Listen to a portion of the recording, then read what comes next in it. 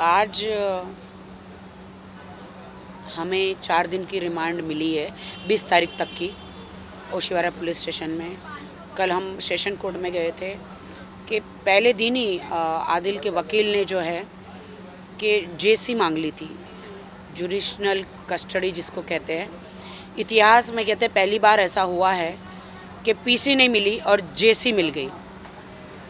वो सब लोग शॉक थे, सारे वकील सब लोग शॉक थे। कोर्ट में पीपीए गोपीचंद जी से लेकर फाल्गुनी, अशोक जी, सब लोग शॉक थे। फिर अशोक जी की एंट्री हुई, पीपीए की एंट्री हुई और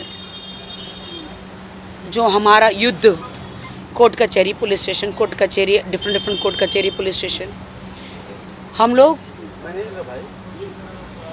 पुलिस कस्टडी पीसी के लिए लड़े कि पुलिस कस्टडी हो आदिल को। आदिल जो है जीसी लेकर, जुडिशल कस्टडी लेकर वहीं से वहीं बेल कर फरार हो जाना चाह रहे थे। पुलिस के हाथ नहीं आना चाह रहे थे, पुलिस को इंक्वायरी नहीं करने देना चाह रहे थे। बट हम लोग दिन रात काम धंधा छोड़कर, मैं काम धंधा सब कुछ छोड़ छाड़ कर पुलिस स्टेशन, एडवोकेट, जज साहब के सामने जाके हम लोग वहाँ पे लड़ रहे थे केस।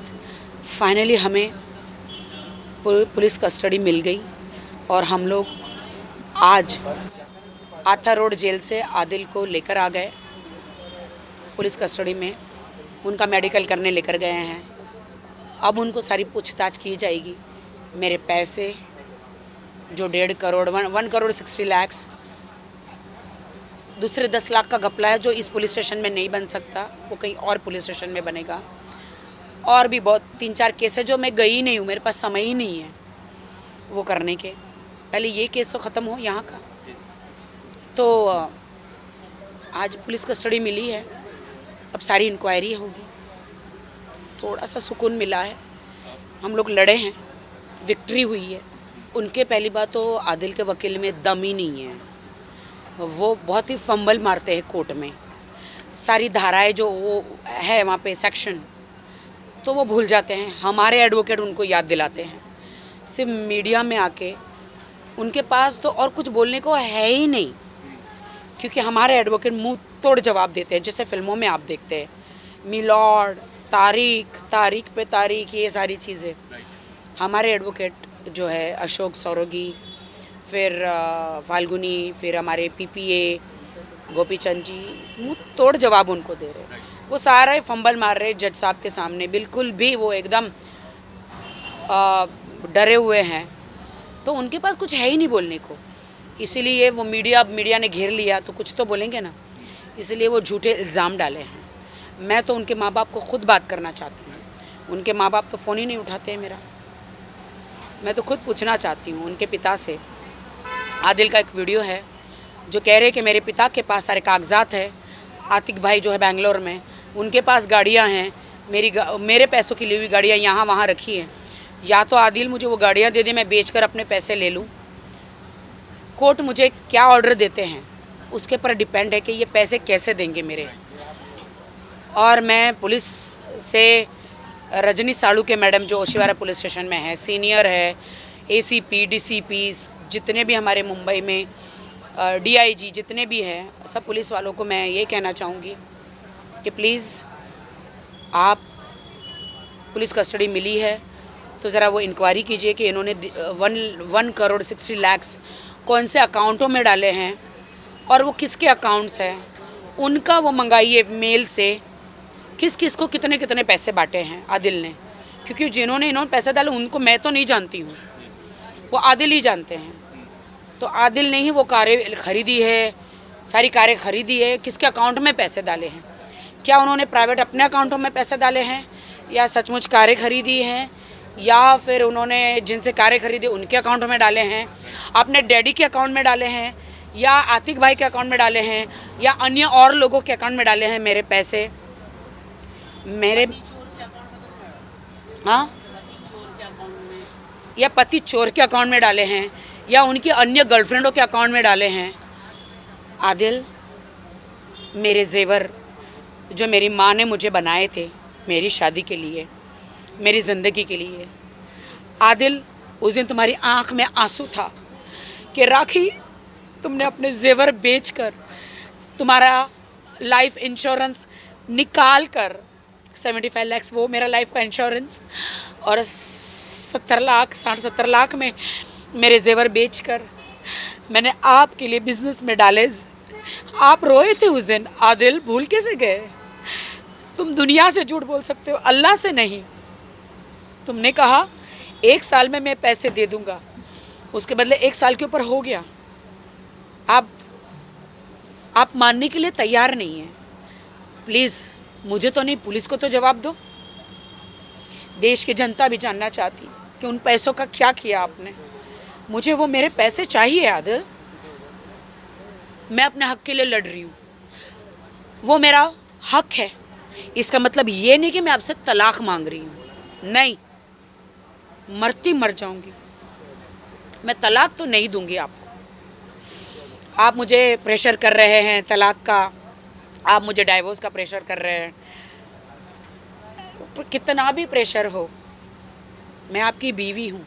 सारी लड़कियों को आप ये कहते हैं वो मेरी बीवी नहीं है, ये जेरोक्स कॉपी है, वो मौलाना झूठा। तो मौलाना कोई झूठे होते हैं क्या कभी? वो अल्लाह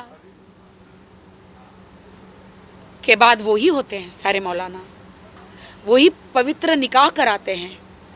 आप उनको झूठा कैसे ठहरा सकते हैं? रजिस्टर मैरिज कैसे झूठा ठहरा सकते हैं? वो रिकॉर्डिंग है मेरे पास, वो पति चोर की, जो पति चोर लड़की है ना, जो सबके पति चुराती है, मेरा भी चुराया, मेरा भी घर तोड़ा।